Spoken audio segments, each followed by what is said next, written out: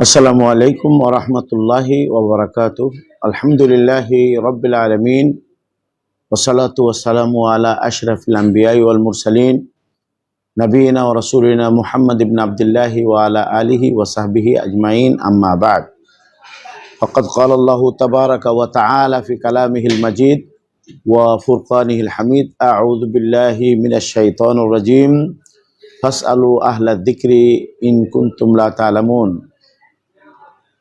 সবার আগে প্রশংসা জ্ঞাপন করছি সেই মহামহিম আল্লাহ রাব্বুল আলামিনের জন্য, যিনি আমাদেরকে আমাদের দেওয়া ওয়াদা অনুপাতে, প্রতিশ্রুতি দেওয়া অনুপাতে আমরা আজকে শনিবার 4:30টার পরে আমরা ফতোয়া বোর্ড বাংলাদেশ জমিয়ত আহলে হাদিস এর কার্যক্রম শুরু করতে পেরেছি।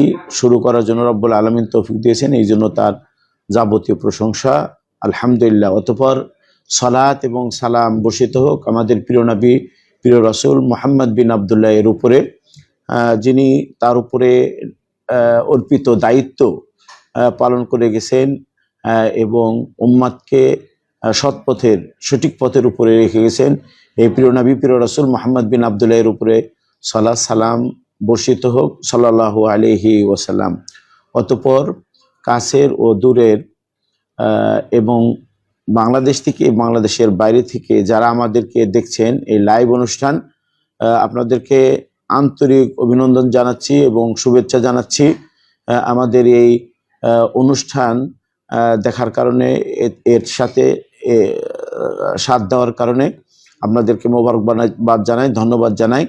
তো আপনাদেরকে যেভাবে আমরা বলেছিলাম যে প্রত্যেক শনিবারে এবং প্রত্যেক সোমবারে 4:30 থেকে নিয়ে 5:30 পর্যন্ত আমরা লাইভ প্রশ্নের উত্তর দিব, এই সিদ্ধান্ত, এই ঘোষণা, এটা ঠিক আছে। আমরা প্রতি শনিবারে এবং প্রতি সোমবারে এটা আমরা চালিয়ে যাব। কিন্তু আজকে আমাদের, আপনারা হয়তো অনেকেই জেনে থাকবেন যে আমাদের মাদ্রাসা মুহাম্মাদিয়া আরাবিয়ার সংলগ্ন মসজিদ, এখানে একটি হাফলা সাকাফিয়া ইসলামী সাংস্কৃতিক অনুষ্ঠান আজকে সকাল থেকেই হচ্ছে। আসরের পর থেকে পুরস্কার বিতরণী, এবং সেখানে আমরা দাওয়াতপ্রাপ্ত, সেখানে আমরা যাব। আমাদের সভাপতি মহোদয়ও থাকার কথা ছিল, কিন্তু ওই প্রোগ্রাম থাকাতে তিনি থাকতে পারেন নাই। আরও যারা আমরা এখানে অংশগ্রহণ করি তাদেরও আজকে অনুপস্থিত বিধায় আমি, যাতে করে মিস না হয়, এই জন্য আমি আপনাদের সম্মুখে এসেছি। তো একটা অথবা দুইটা প্রশ্নের উত্তর দিয়ে আজকের অনুষ্ঠানটা আমরা শেষ করব। আপনারা আমাদেরকে ক্ষমা সুন্দর দৃষ্টিতে দেখবেন ইনশাআল্লাহ। তো এখানে একটি প্রশ্ন আসছে। আসসালামু আলাইকুম রহমতুল্লাহ, আমি মোহাম্মদ হারুন, রাজশাহী। প্রশ্ন হলো, 4 রাকাত সুন্নাতের নিয়াতে নামাজ দাঁড়িয়েছি। 2 রাকাত পড়ার সময় ইমাম জামাতের জন্য দাঁড়িয়ে গেছে, সময় হয়ে গেছে। এমতো অবস্থায় 2 রাকাতেই সালাম ফিরিয়ে নিলাম। নিয়ত করেছিলাম 4 রাকাত, কিন্তু 2 রাকাত পরেই সালাম ফিরাতে হলো। এই সালাতটির, নামাজটির হুকুম কি? প্রথমত আপনাকে ধন্যবাদ জানাচ্ছি ফতোয়া বোর্ড বাংলাদেশ জমিয়তে আহলে হাদিসে। তারপর আপনার প্রশ্নটা অত্যন্ত গুরুত্বপূর্ণ এবং প্রশ্নটি অত্যন্ত যৌক্তিক, সালাতের সাথে সম্পর্ক রাখে এবং সুন্নাত সালাতের সাথে সম্পর্ক রাখে।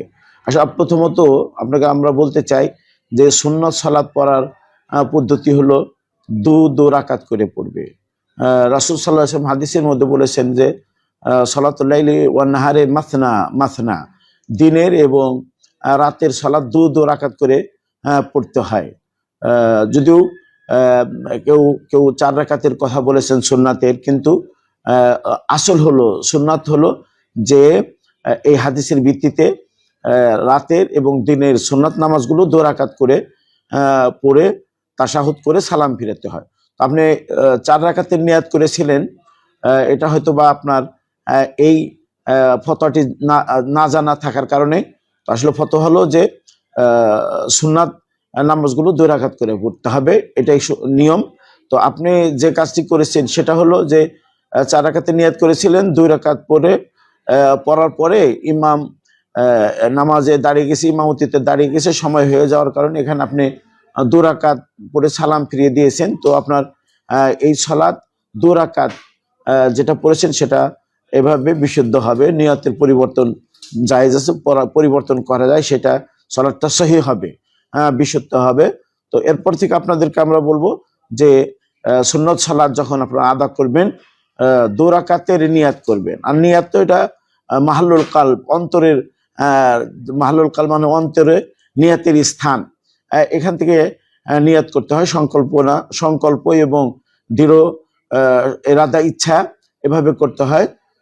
আরো যেটা আপনাকে আমরা বলতে চাই সেটা সংক্ষিপ্তভাবে, সেটা হলো যে এই সুন্নত সালাত এটা আপনি যদি ঘরে পড়েন তাহলে এটা আপনার জন্য অতি উত্তম। সুন্নত সালাতটি ঘরে পড়লে অতি উত্তম। রাসূল সাল্লাল্লাহু আলাইহি সাল্লাম বলছেন যে ব্যক্তির সবচেয়ে উত্তম সালাত হলো আসসালাতু ফি বাইতিহি, মানে সালাত তার বাড়িতে পড়বে। সুন্নত সালাতগুলো তাই বাড়িতে পড়া সুন্নাত, এবং রাসূল সাল্লাল্লাহু আলাইহি সাল্লাম এই নির্দেশই দিয়েছেন। তো এটাই আমরা আপনাকে এই উত্তরে বলতে চাই। আল্লাহ সুবহানাহু ওয়া তাআলা আপনাদেরকে দিন জেনে দিন পালন করার জন্য তৌফিক দান করেন, বলেন আমিন। আসসালামু আলাইকুম ওয়া রাহমাতুল্লাহি ওয়া বারাকাতুহু।